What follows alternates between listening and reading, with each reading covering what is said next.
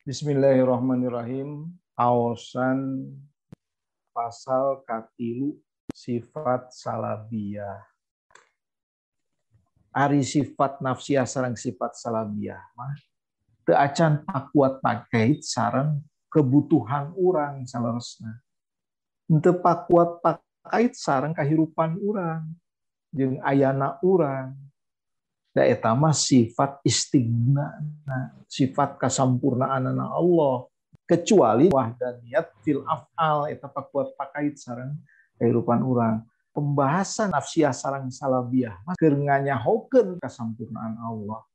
Ari engke hubungan Allah jeung butuhna makhluk ka Allah eta mah dina sifat wahdaniyat fil af'al sareng sifat ma'ani dina wahdaniyat dibahas dugi ka persoalan tawasul, tafa'ul, warikulil adat, sadayana teh dibahas berkaitan sareng usaha-usaha kahirupan jalmi posisikeunana kumaha dina wahdaniyat fil af'al.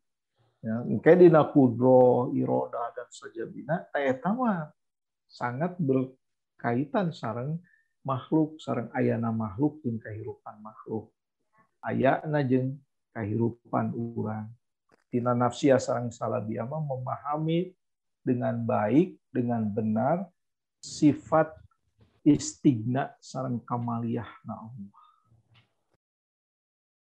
Kumaha anu disebatkeun ku awan kamari tentang sifat-sifat salabiyah mun hupingkeun tadi di mana aya pandangan anu kirang teh.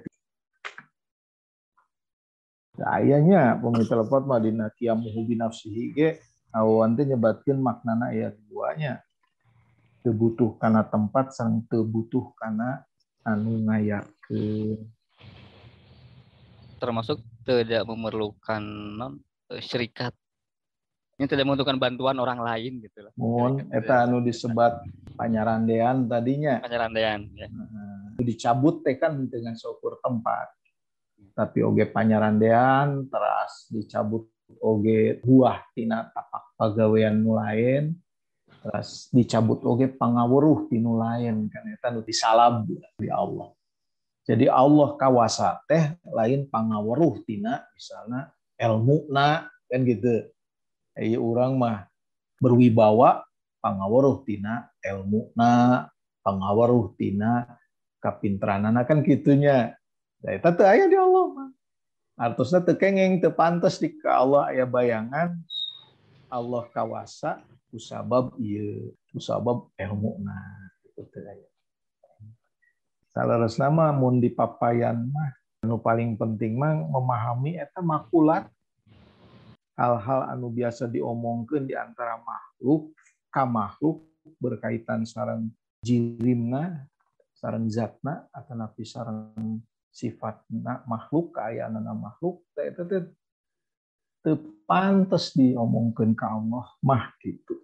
Eta nu kedah tiasa kataan supados teu aya bayangan di urang juga kitu ngaitikadkeun Allah teh. Ari ngabayangkeun makulat di makhluk biasa. Ari abdi mah sementawis kieu we Kang bumi sok berpikir tentang Allah teh nu tafakkaru fi khalqillah wala tafakkaru fi zatillah gitunya. Jadi kabatasanana ku eta gitu. Kumaha tah? Mun berkenaan dengan zat, berkenaan dengan sifatna gitu.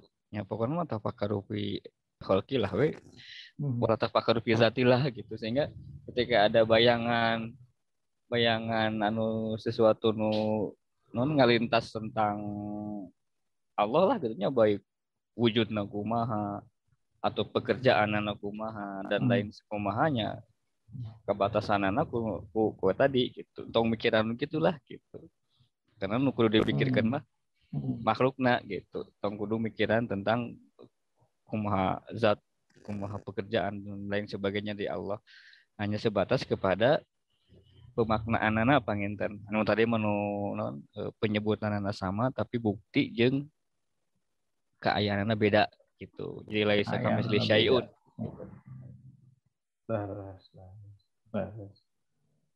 Tapi sanes berarti kemudian tegaduh makrifatnya, tegaduh idrok jazim. Ya, pertamanya mohon.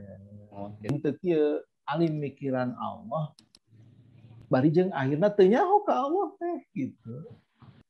Padahal kan dina ungkapan aya istilah man arofa nafsah faqad arofa robbah.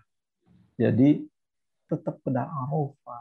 Malah awalu wajibun bil insan, anu pertama wajib ke jelemanya ma'rifatullah biistiqlan, makrifat ka Allah dibarengan ku yakin, ku dalil, ku argumen. Mohon kudu di pikiran Allah seperti mikiran orang ka makhluk, tapi lain berarti orang tegaduh pamanggih anu pasti na ma'rifatna kumaha ma'rifatanana. Tanyantak ayana buku akidah, ayana pengajaran akidah teh salaresna panginten kan untuk membuat kita mengetahui tentang Allah. Oh, Allah teh mun dina sifat nafsiyah mah nunjukkeun Allah na aya. Tah, terus dina sifat-sifat salabiyah seueur jami anu maenceng dina sifat-sifat salabiyah. Alhamdulillah rabbil alamin.